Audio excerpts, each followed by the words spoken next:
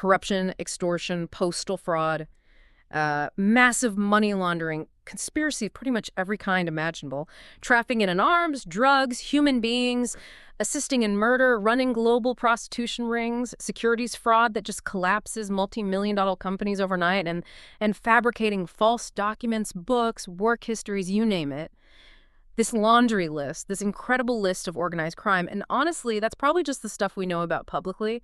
It wasn't compiled against some shadowy government or, a massive cartel of thousands. No, this represents the alleged portfolio of just one man, Semion Mogilevich. Mm-hmm. He was a name apparently powerful enough that back in 1995, the British media actually dubbed him the most dangerous man in the world. Which is quite a title. It really is. Yet here we are today, and we're kind of diving into this central paradox, aren't we? Mogilevich is routinely cited by law enforcement, by intelligence agencies as being wealthier, more sophisticated, certainly more influential than figures we all know, like Al Capone or Lucky Luciano. Household names, yeah. Exactly. Yet Mogilevich himself remains virtually unknown outside of those sort of specialist intelligence circles. Right. Our sources, the ones we've dug into, they suggest his power doesn't come from the usual places, not from traditional street violence or brute force. It comes from, well, a strategic application of really high-level financial knowledge. All right, so let's unpack this then. How does one man build a criminal empire so vast, so complex, that it has, for decades now, rendered law enforcement agencies worldwide virtually powerless to actually touch him? And that is precisely the mission for you, the learner, in this deep dive. We're synthesizing a range of sources that trace his life, right from his origins in the Soviet Union all the way to his current status, which is, remarkably, a free, non-extraditable billionaire living quite comfortably in Moscow. So we need to go beyond just listing the crimes, right? We need to dissect the mechanism behind his success. The real core of this exploration is understanding how one individual's formal education, specifically in economics, provided him with the ultimate shield, immunity, essentially. He weaponized complexity itself. Weaponized complexity. I like that. To really understand that shield, though, we first have to look at the foundations he built, starting right back where his ambition first collided with systemic constraints. Okay, so Section 1, the foundations of a criminal mind. The story kicks off in the Soviet Union, Kyiv, Ukraine, to be precise. Semion Mogilevich was born there on July 6, 1946, into a Jewish family.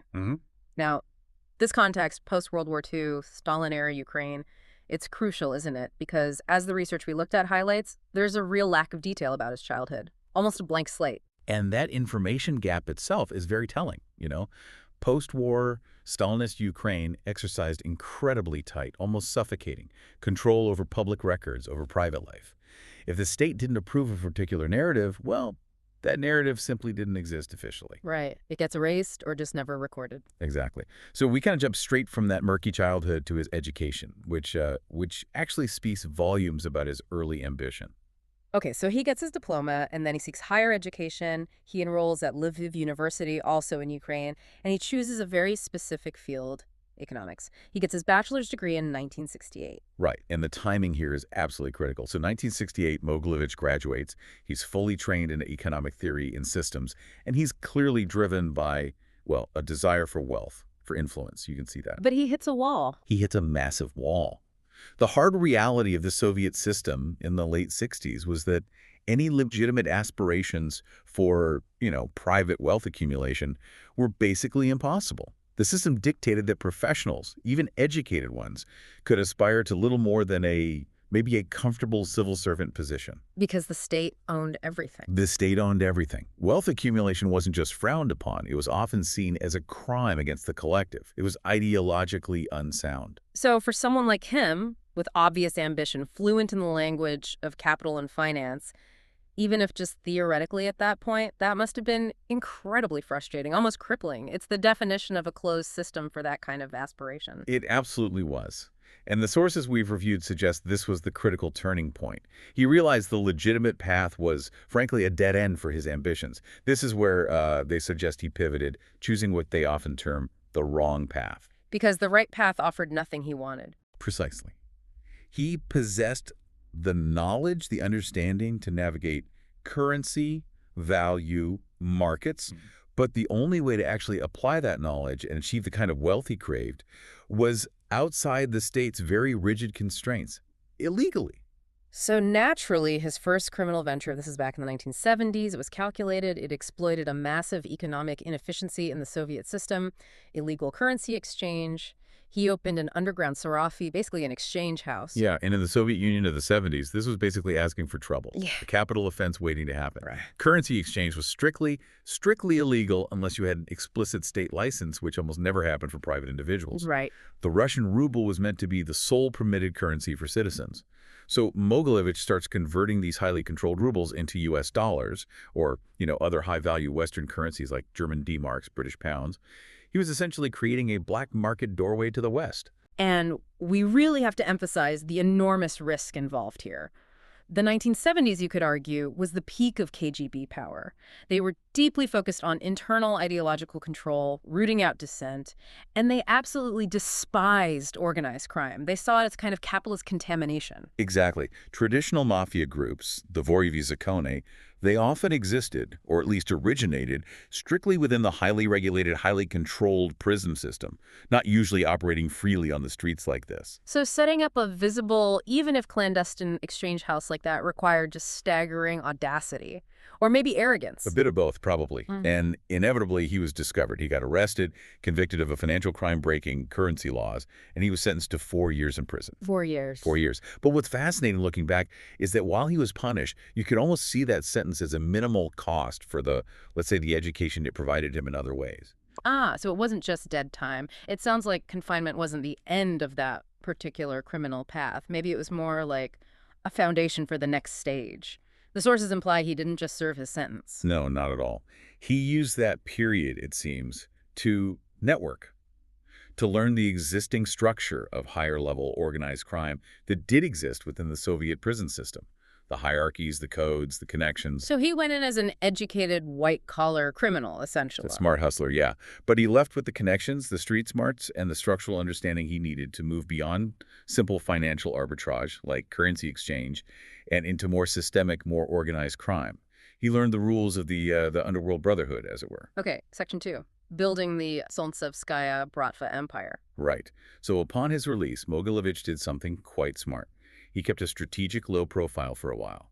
He waited basically for the political pressure cooker of the Soviet system to release some steam, and that started happening in the 1980s. Yeah, we see that major context shift across the entire Soviet bloc around then. The Soviet leadership, grappling with economic stagnation, internal pressures, maybe the war in Afghanistan, they began reducing the operational power of the KGB somewhat and introducing limited civic and economic freedoms. Perestroika. Glasnost. Exactly. And this, perhaps unintentionally, created this vast, kind of unregulated vacuum. The old controls were weakening, but new, effective regulatory structures weren't really in place yet. Perfect conditions for something else to fill the gap. The perfect storm for organized crime to truly flourish on a large scale. The sources we consulted confirmed this vacuum directly led to the formation of the first really large-scale, powerful mafia groups in the USSR. And Mogilevich joins one of the most notorious the Solntsevskaya Bratva, the Solntsevo Brotherhood. Which would eventually become almost synonymous with Russian organized crime globally, right? Absolutely. And this is where his specific background, his economics degree, immediately differentiated him. He didn't climb the ranks in the traditional way, by being the toughest guy or the best enforcer. He climbed them by being the smartest financier. The brains of the operation. Precisely. He rapidly became the group's acknowledged mastermind. He was the go-to guy, specifically consulted for sophisticated money laundering schemes, for high-level accounting, keeping track of vast illicit sums, and for complex international currency operations. So he took that economics degree, the one the Soviet state effectively prevented him from using legitimately for his own enrichment. Yes. And he essentially installed it as the operational engine, the financial brain, for what would become one of the most feared criminal syndicates in the nascent post-Soviet world. That transition itself, from economics graduate to indispensable criminal mastermind, that's pretty unique in the annals of crime, isn't it? It really is. Mm-hmm. You don't often see that direct application of formal higher education to orchestrate crime on this scale. Usually it's more about street smarts or violence. Yeah. He combined intellectual capability with criminal intent. So what was the thing that really cemented his position at the very top of the Bratva? What made him truly indispensable? The sources point to his first massive financial fraud, one that cynically capitalized on human anxiety and trust. Ah, yes, the Jewish emigration scam. This is a really dark study in social engineering and exploitation. So in the mid-1980s, you had this brief window of slightly reduced Soviet repression. This led many Soviet Jews to seek immediate emigration. They wanted out while they could get out. Exactly, primarily heading to the U.S. or Israel. And there was this palpable fear that the window might slam shut again at any moment, so people were desperate to leave their old lives behind quickly. And Mogilevich, being Jewish himself, used that shared heritage to gain their trust, didn't he? Explicitly. He presented himself as someone who understood their plight, someone who could help. He offered what looked like easy passage, a way to facilitate their departure. But instead of just demanding cash up front, which many might not have had liquid. Right. Their wealth was tied up in assets. Precisely. Their apartments, their houses, maybe dachas, things that were very hard to sell quickly under Soviet rules, especially if you were known to be emigrating. Yeah. So he structured this incredibly sophisticated and ultimately predatory deal. How did it work? The arrangement was this. Because the immigrants couldn't easily liquidate these major assets before leaving, they granted Mogilevich full power of attorney over their valuable properties. We're talking apartments in prime locations in Moscow, Leningrad, now St. Petersburg, Kyiv. Okay. The instruction, the agreement was clear. You sell the property after we've left the country, take a generous commission, a salary for your services, absolutely, and then forward the balance of the proceeds to us once we're safely resettled abroad. Sounds reasonable on the surface, especially if you trust the person. Exactly. Built on trust. But the betrayal was absolute. As soon as the immigrants were gone, physically outside Soviet jurisdiction, and unable to easily contest things, He made his move. he sold the properties for millions and millions of rubles, but he forwarded absolutely nothing to the people waiting in Israel or the U.S. Zero. And they had no recourse. Virtually none. They were physically out of the country. The power of attorney documents were legally ironclad under Soviet law at the time, challenging the sales from abroad, proving fraud against someone increasingly connected within the shifting Soviet power structure. Almost impossible. Wow. Just pure calculated theft on a massive scale. It was. And this single orchestrated fraud funneled colossal sums of money, millions in hard rubles initially, which he could then convert through his black market channels into Western currency directly into the coffers of the Solntsevskaya Bratva. So this wasn't just him getting rich. This cemented his value to the organization. Absolutely. It solidified his reputation beyond measure. He wasn't just enriching himself. He was building the capital foundation for the entire syndicate.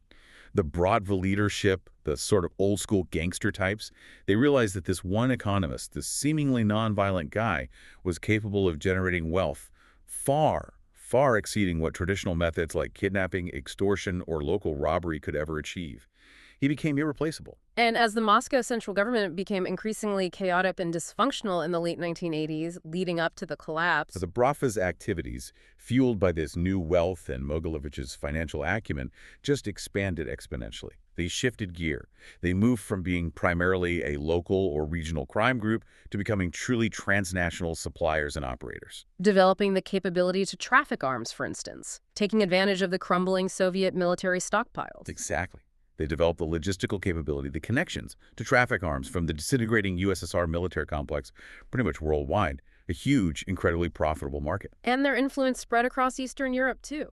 It became absolute in many areas. They essentially controlled the black market for prostitution across much of the region. They established networks of underground casinos, centralized sophisticated money laundering operations for themselves and other groups, and moved heavily into drug trafficking, particularly heroin routes coming up through Central Asia. Kidnapping for ransom also remained a tool. It's a terrifying portfolio. But then, if we look at the sheer audacity, the most alarming allegation, which multiple sources seem to confirm, is the group's engagement in trafficking enriched uranium. Yes, and this is where it gets really, really interesting and frankly terrifying. This isn't just organized crime anymore, is it? This is operating on a geopolitical scale, almost like a rogue state intelligence agency. Selling conventional weapons from old stockpiles is one thing, but trafficking nuclear material. It elevates them instantly to the status of a genuine global security threat. An actor capable of destabilizing international security regimes, potentially providing materials for, dirty bombs or worse to the highest bidder, whether that's another state or a non-state actor. It shows they'd already outgrown the traditional definition of mafia. Completely. This level of activity demonstrates they were operating deep within the realms of high-level state corruption, illicit infrastructure trade, leveraging the chaos of the Soviet collapse. This was happening even while the Soviet Union itself was formally dissolving. And it underscores again how his financial expertise, his ability to structure deals, move money, create fronts, was being leveraged to create these opportunities that, traditional muscle or street gangs could never even dream of reaching. He built the financial architecture that made these terrifying ventures possible. Okay, so that sets the stage for his next big move, internationalization. Section 3, the internationalization strategy and the Budapest hub. Right. So recognizing the Soviet Union was collapsing, the writing was on the wall, and understanding that periods of great instability often eventually lead to harsh crackdowns as new powers try to assert control, Mogilevich made a highly calculated move in 1990, just before the final collapse. He took his money and ran. Well, he took his substantial criminally acquired fortune and began a very deliberate process of internationalizing not just his operations, but his person, creating legitimate identities outside the collapsing Soviet sphere. First stop, Israel. This seems like a critical tactical choice, not just, a lifestyle decision. Well, absolutely tactical. Okay. Due to his Jewish heritage and, crucially, the vast amount of capital he was able apparently to bring with him, he easily obtained Israeli residency and then a passport under Israel's law of return. Instantly giving him an internationally recognized identity. And more importantly, critical mobility. Access to Western banking systems, the ability to travel freely in much of the world without a Soviet passport, that was his first legitimate international foothold. But he didn't stop there, did he? The records show he then married a Hungarian woman. Correct. Which subsequently, under Hungarian law at the time, allowed him to obtain a Hungarian passport as well. So let's just tally that up. In roughly 1 year, maybe a bit more, he secured citizenship or legal residency in 3 distinct countries. The Soviet Union, which would soon become Russia or Ukraine, depending on how you look at his birthplace, Israel, and Hungary. And this multiple citizenship strategy became the absolute backbone of his future immunity shield. It allowed him to engage in what experts call jurisdiction shopping. Meaning? Meaning if investigators start closing in on him in one country, say related to operations based there, he could instantaneously move his money, his assets, and himself to another country where he held legal status, effectively evading specific national investigations or extradition requests. Yeah. It made pinning him down incredibly difficult. Okay, so he had the passports, but then he chose Hungary, specifically Budapest, as his primary base of operations, the nerve center for his now globalizing syndicate. Why Budapest? Why not Vienna or Frankfurt or somewhere else? That's a great question. Budapest, in the early 90s, offered a unique, almost perfect combination of factors for someone like him. Firstly, it had relative political stability. It was safely outside the immediate violent chaos of the post-Soviet disintegration happening further east. Okay, stable ground. Secondly, its regulatory framework was rapidly modernizing as it opened to the West, but it was still, shall we say, sufficiently weak, maybe under-resourced, and certainly open to corruption. It provided an ideal sort of regulatory gray zone, easier to operate under the radar than perhaps in Frankfurt or London. A comfortable middle ground. Exactly. So once established there, he immediately went about creating this thick layer of camouflage for his real operations. And he did this through aggressive, highly visible investment. Using his illicit cash to buy legitimacy. Investment became both his political and his financial shield in Hungary. He poured his vast reserves into very visible, very legitimate-seeming assets. High-end real estate in prestigious areas, various shops, successful restaurants throughout Budapest. So he looked like a respectable foreign investor. Wow. Precisely. This integrated him into the Hungarian economy, made him appear to be just another wealthy, successful foreign businessman, contributing to the country's post-communist development. It bought him local influence and goodwill, or at least tolerance. And then there was that particularly strategic purchase we found mentioned. He bought an old defunct weapons factory. Yes, Archon Right, I believe it was called. He bought it and reactivated it. This acquisition served multiple very clever purposes. Such as? Well, firstly, it allowed him to diversify his income streams away from purely illegal activities. The factory could generate actual clean capital from legitimate arms manufacturing or brokering, which could then be mixed with dirty money, making laundering easier. Okay, plausible deniability for cash flow. Right. And secondly, it provided the perfect legitimate cover for his ongoing illicit arms trafficking. If you legally own and operate a weapons factory, moving illegal weapons becomes much easier. You can mask illicit shipments within the paperwork of legal exports or imports. It complicates investigations immensely. Very clever. And this strategy, using legitimate businesses as cover, expanded rapidly beyond Hungary. Yes, into Western Europe. The sources show him buying property, investing, setting up companies or partnerships in major financial centers like Frankfurt, Paris, London.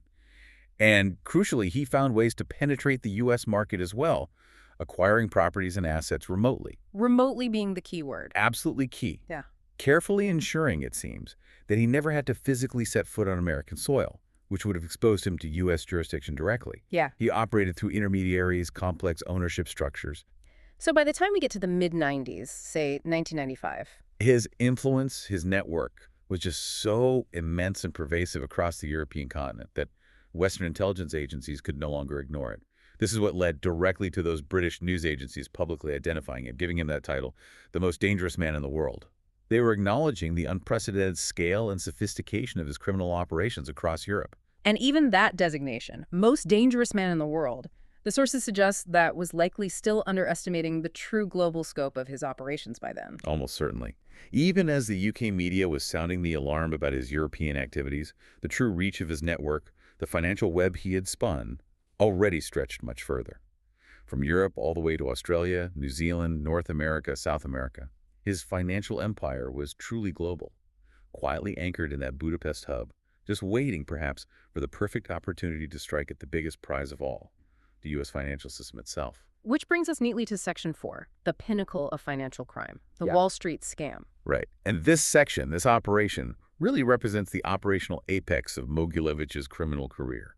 It's the clearest demonstration imaginable of that 1968 economics degree being put to devastatingly effective criminal use. He moved beyond the sort of traditional racketeering, arms dealing, and into highly specialized complex securities fraud, aiming squarely at Wall Street.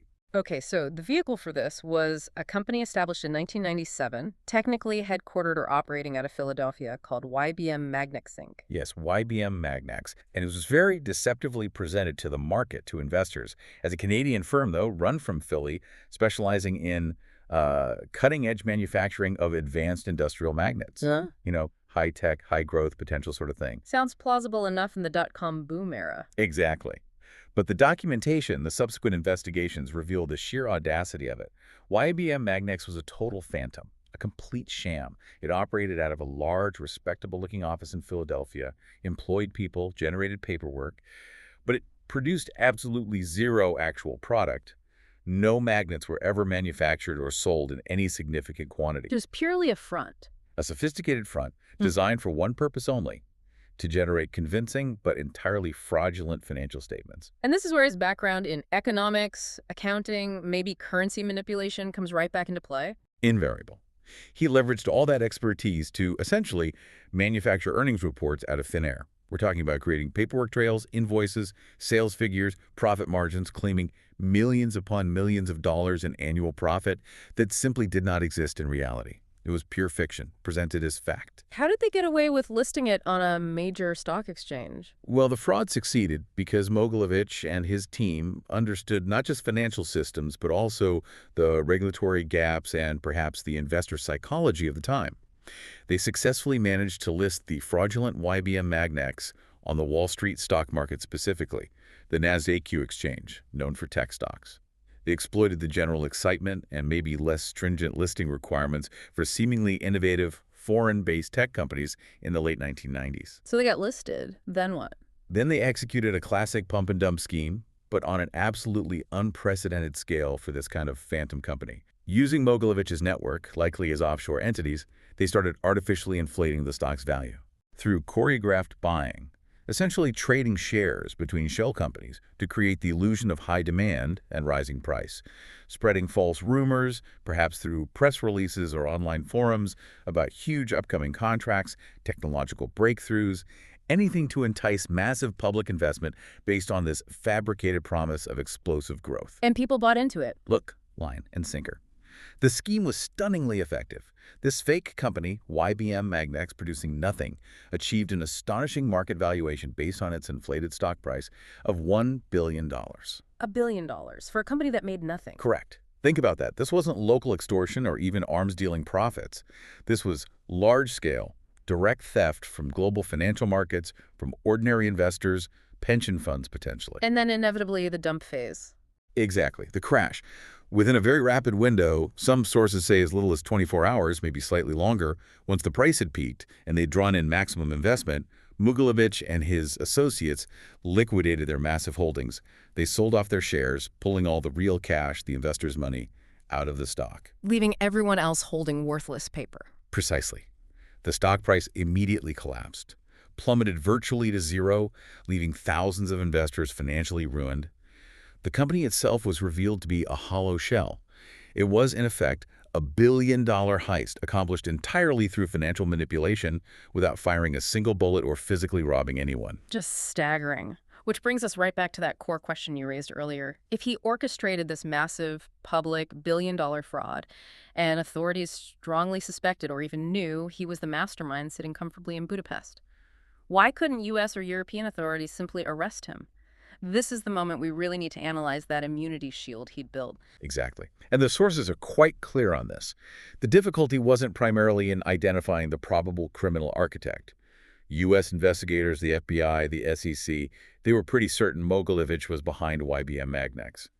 The problem was prosecuting him successfully. Why was it so hard? Because the financial network he used was meticulously, deliberately designed to obstruct exactly that kind of prosecution. Mogilevich used incredibly complex layers of nested shell companies. Registered where? Spread across multiple international jurisdictions, many of which had strict bank secrecy laws or were known havens, and crucially, countries where he held residency or citizenship, or where extradition treaties with the U.S. were weak or non-existent. Remember those 3 passports he acquired back in 1990? Israel, Hungary, Russia, Ukraine. Yeah. They were vital here. This complexity, this deliberate obfuscation, made it nearly impossible for U.S. prosecutors to establish the required level of direct forensic evidence linking Mogilevich personally and directly to the fraudulent activities in Philadelphia. Specifically, proving men's actual criminal intent beyond a reasonable doubt against him, the individual sitting in Budapest, became legally insurmountable. So he used jurisdiction shopping and legal complexity, walls of lawyers presumably, to ensure that the money trail, the evidence trail, always hit a dead end. It stopped at some uncooperative offshore entity or a nominee director, shielding him personally from the actual crime committed on U.S. soil. That's exactly it. He essentially engineered the situation to make the case legally unwinnable against him personally, even if everyone unofficially knew he was responsible. He weaponized the law itself. Wow. And compounding this brilliant, if nefarious, financial immunity, he was simultaneously developing a powerful political shield as well. Remember how we mentioned his move into infrastructure? The gas pipelines. Yes. Post-Soviet collapse, he invested heavily, strategically, in key energy infrastructure, specifically securing significant stakes, direct or indirect, in the Russian natural gas pipelines that run directly into Western Europe, a critical energy supply line. He also reportedly invested in the vital Turkmenistan-Ukraine gas pipeline. Okay, this feels like a different level entirely. If you're just a mob boss stealing money, you're a target. But if you control, even partially, a sovereign nation's energy supply to other nations, what does that political leverage actually mean in practice? It means you potentially become too important, or perhaps too problematic, to target aggressively. You shift from being just a criminal to being an economic player with geopolitical significance. Too big to jail, essentially. Or at least the potential consequences of targeting you become much more complicated. Think about it. If arresting or dismantling Mogilevich's network could potentially jeopardize the flow of natural gas to a major European economy during winter, the political fallout from that energy price spikes, diplomatic crises could suddenly outweigh the political desire to prosecute him for a securities fraud committed years earlier. His revenue streams, his influence, were now deeply intertwined with the economic stability of sovereign nations. That provides layers of de facto political immunity, doesn't it? It certainly seems to. An incredibly powerful shield. Built layer by layer over decades. Okay, so that brings us to Section 5, the unstoppable Mogilevich. It seems like he built this perfectly bulletproof system, financial and political shields in place, and yet there was that absolutely shocking moment in 2008. The world thought, for a brief time, he'd finally been brought down by the Russians, of all people. Yes, January 2008. Mogilevich was indeed arrested, apprehended, quite dramatically, at a Moscow airport, I believe. What's often overlooked, though, is the almost trivial nature of the initial charge they arrested him on: What was it? tax evasion, specifically related to a cosmetics company called Arbat Prestige that he allegedly had ties to.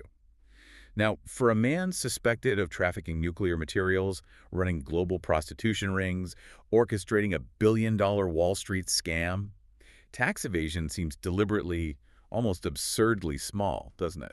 It feels like a pretext, maybe. Something they could actually pin on him easily just to get him in custody. That's certainly one interpretation. Or perhaps it was the only charge they felt they could make stick without opening a much larger can of worms. Anyway, he was detained in Moscow, held for several months, which must have caused massive ripples, speculation globally. People thought, this is it, they finally got him. But then came the twist. The stunning twist. Suddenly, the Russian government released him. Just let him walk free. They issued a public statement claiming, essentially, that a mistake had been made or that the charges didn't warrant further detention. A mistake. After arresting arguably the world's most notorious Russian mob boss, that seems unlikely. Highly unlikely. This release is perhaps the single clearest public demonstration of the profound political influence or protection he wielded within Russia itself by that point. Our sources, analysts, they hypothesize a couple of main reasons for this sudden reversal. Go on. Firstly, perhaps prosecuting him fully, digging into his networks for the tax evasion or anything else, was simply too high risk for certain powerful figures. It likely would have exposed a deeply embarrassing, possibly criminal web of high-level government corruption connections to individuals in the security services, maybe major economic ministries, oligarchs, people who couldn't afford that exposure. So shutting the case down protected others. That's one strong possibility. Or, secondly, maybe he was considered too essential even then to the functioning of certain key national economic assets, particularly those gas pipelines we talked about, or other strategic interests. Perhaps his continued operation, even if illicit in parts, was deemed, paradoxically, necessary for stability or for maintaining certain flows of capital or influence. Either way, the conclusion is the same. The conclusion points to him being too powerful, too connected, or too potentially disruptive to remain incarcerated within the Russian system. His freedom was secured almost instantly, suggesting an invisible but incredibly powerful intervention that effectively signaled his untouchable status within the Russian state structure at that time. Okay, so Russia lets him go. What was the reaction from the U.S., given the outstanding issues like YBM Magnex? Well, immediately following that mysterious Russian release, the U.S. authorities, particularly the FBI, attempted to reassert their jurisdiction and interest. They issued a fresh warrant for his arrest, specifically citing his alleged role as the mastermind behind the YBM Magnex fraud. And they placed a substantial reward on his head, $5 million for information leading to his capture. He was put right back on the global most wanted lists. So the U.S. was signaling, we still want him. They were showing intent, yes, but ultimately it demonstrated their relative impotence in the face of his Russian sanctuary and the complexity of his shields. Because what happened next? He remained free in Moscow. He remained free, and then, 6 years later, in 2015, the FBI quietly, without fanfare, removed Semion Mogilevich from their official most wanted list entirely. Removed him? Just like that. Just like that. And crucially, no public explanation was ever offered for this decision. He wasn't arrested. He wasn't tried in absentia. The case wasn't formally closed due to new evidence clearing him. He was just taken off the list. What does that imply? The fact the FBI, after years of investigation, warrants, rewards, just drops him from the list without explanation. The strong implication is that the case was ultimately deemed unwinnable, or perhaps politically unviable to pursue further. They likely concluded, maybe reluctantly, that the layers of financial complexity he'd built, coupled with the immense political influence or protection he clearly wielded, which prevented any chance of extradition or meaningful cooperation from Russia, made continued active pursuit futile. It was a tacit admission of defeat, perhaps. It feels like the ultimate act of influence, doesn't it? Being so powerful, so protected, that the world's premier law enforcement agency effectively gives up trying to get you. It really does. He's too dangerous and infamous to be completely ignored, yet too well-connected and legally shielded by borders and complexity to be successfully prosecuted by any international authority. A ghost in the machine. Which brings us finally to his current status. Where is he now? What's he doing? As far as all reliable sources indicate, Semion Mogilevich is alive and well. He is confirmed to be a billionaire, although his exact net worth is, of course, unknown and likely fluctuates wildly. He is living openly, freely, and apparently quite comfortably in a wealthy district of Moscow. He's now 79 years old. He's essentially achieved a peaceful, prosperous criminal retirement right out in plain sight. Still protected by that Russian shield. And by that strategic mobility he engineered back in 1990, he still maintains multiple citizenships and residencies. Our research confirms active status or rights in Russia, Ukraine, his birthplace, Israel, Hungary, and also Greece has been mentioned, so that's 5 or 6 countries in total. This ensures he always has options, always has a potential diplomatic avenue or an accessible, friendly banking system, or a place to go if the political winds shift unexpectedly somewhere else. Incredible foresight, in a way. And his criminal legacy, the empire he built. Did it just dissolve when he retired? Not according to the sources. His operational structure hasn't simply vanished. Intelligence estimates, even recent ones, suggest his criminal network remains largely active, possibly evolving, employing literally tens of thousands of people globally. That shows the staying power, the resilience of the complex, decentralized system he designed. It wasn't just about him. It was about the machine he built. So let's just summarize his expertise then. We have Semion Mogilevich. He went to university in Ukraine, earned a formal degree in economics from a respected institution, and unlike maybe many people who get specialized training and never quite use it. Oh, he used it. He utilized every aspect of that economic knowledge, that understanding of systems, finance, accounting, currency, throughout his entire adult life, but purely, entirely, for the purpose of building and sustaining one of the world's most vast, sophisticated, and enduring organized crime syndicates.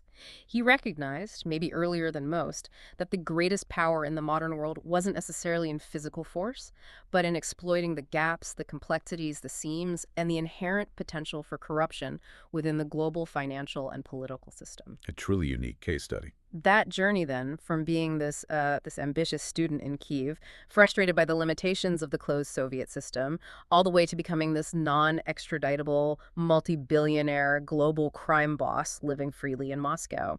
It provides a pretty frightening lesson, doesn't it? It does. His power ultimately didn't really come from his willingness to, engage in violence directly or traffic drugs himself, although his organization certainly did plenty of that. His unique power came from applying that high-level economic and financial strategy to the world of crime. He genuinely turned his formal education into an incredibly effective engine for a global syndicate, one that, through sheer complexity and political insulation, law enforcement agencies across the world have consistently failed to dismantle or even significantly disrupt. He is, you could argue, the world's most powerful, yet simultaneously one of the most invisible major criminals. His success, his entire career, really reveals something profound about crime in the modern era, doesn't it? Right. It suggests that the most dangerous criminals today are perhaps not the ones you see in the headlines for violent acts or the ones on the streets, but rather those individuals, often unseen, who are extraordinarily adept at navigating and exploiting the incredible complexities of international financial loopholes, jurisdictional arbitrage, and state-level corruption, the masters of the system itself. It definitely makes you think. And it raises a final important, maybe provocative question for you, the listener, to consider. When a criminal organization, or perhaps more accurately, the network controlled by a figure like Mogilevich, becomes wealthy enough, powerful enough, to invest significantly in the critical infrastructure of sovereign nations. Think about those gas pipelines, the energy supply to entire continents. And when that same figure proves capable of securing seemingly immediate releases from detention at the highest levels of government across multiple supposedly independent countries, does it reach a point where it ceases to be classified purely as a crime syndicate in the traditional sense? And becomes. It simply becomes something else. An alternative, untouchable form of global economic power. A non-state entity that operates effectively above and outside the constraints of international law, simply because it's too integrated, too complex, and too politically shielded to be challenged. Where does crime stop and unaccountable power begin?